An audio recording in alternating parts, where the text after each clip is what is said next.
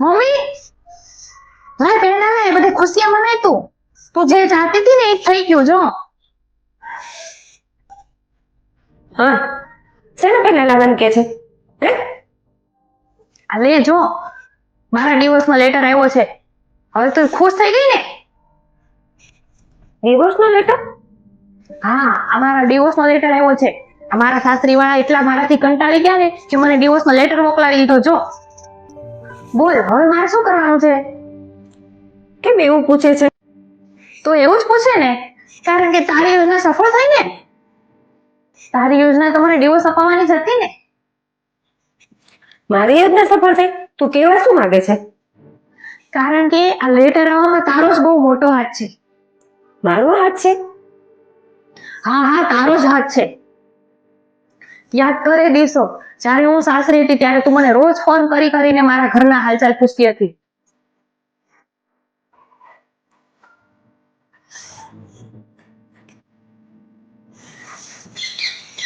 મમ્મીનો phone? Hello. હા કેમ છો બેટા? બસ મજા મમ્મી, કેમ છે? હા બેટા મારે તો સારું છે. બોલ તું શું કરે છે?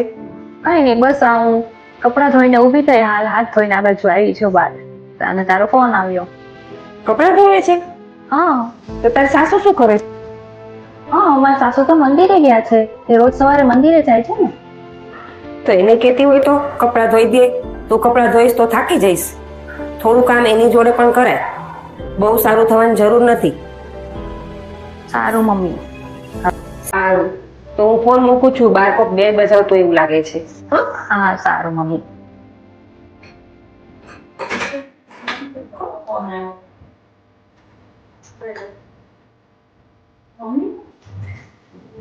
હેલો. હા મમ્મી બોલ. કેમ છે બેટા? સારું છે મમ્મી, તારી તબિયત કેવી છે? સારી છે હો. તું શું કરે છે? બસ આ રસોઈ કરું છું જો. હા મમ્મી કેમ ફોન કર્યો મને અત્યારમાં? મેં કીધું લાવ ફોન કરું. શું કરે છે મારી દીકરી? હા મમ્મી હું રસોઈ કરું છું.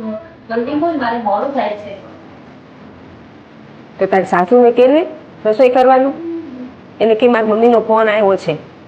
તો લાવો હું વાત કરવા જાઉં છું. તમે થોડીક વાર રસોઈ કરો. થોડું બોલતા શીખવાનું. બહુ ઘોડું નહીં થવાનું. અને થોડા આરામ કરજે. પછી એકલું કામ કર ના કરતી. ફોન આવ્યો? હા હેલો. હા બોલ મમ્મી. કેમ છે? મજામાં? હા હા મજામાં. મેં કીધું લાવ ફોન કરું. આજ તો રવિવાર છે. તો ક્યાં જવાનો પ્રોગ્રામ છે? આજ તો બહાર જવાનો પ્રોગ્રામ હશે ને? બહાર ફરવાનો જમવાનો પ્રોગ્રામ હશે ને? ના મમ્મી આજે મારે બહાર નથી જવાનું. કેમ નથી જવાનું?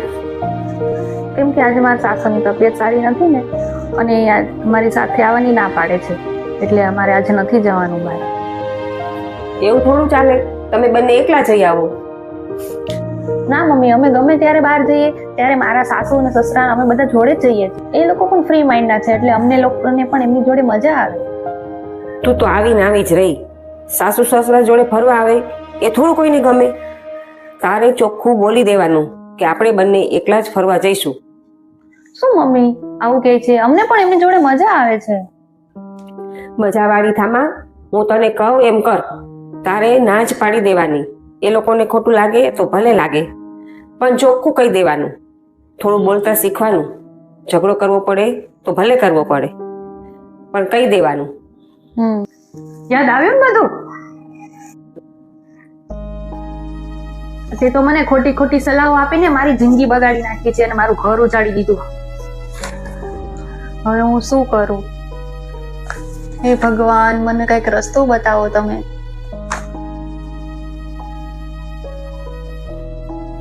મમ્મી મને તો ભગવાને રસ્તો બતાવી દીધો છે.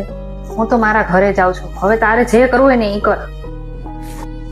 મારા ઘરના બધા સભ્યો ખૂબ જ સારા છે. મને વિશ્વાસ છે કે હું માફી માંગી લઈશ તો મને બધા જરૂર માફ કરશે.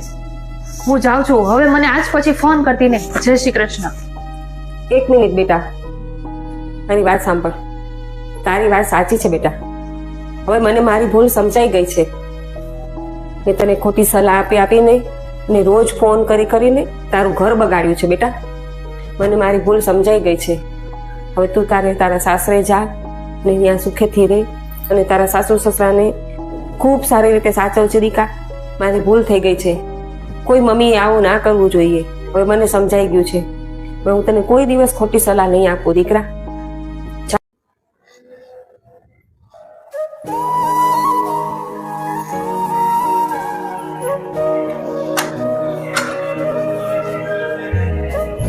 હેલો ફ્રેન્ડ્સ, અમારો વિડીયો તમને ગમ્યો હોય તો કમેન્ટ કરીને જરૂરથી જણાવજો અને લાઈક કરજો અને શેર કરજો અને સબસ્ક્રાઇબ જરૂર કરજો. જય શ્રી કૃષ્ણ.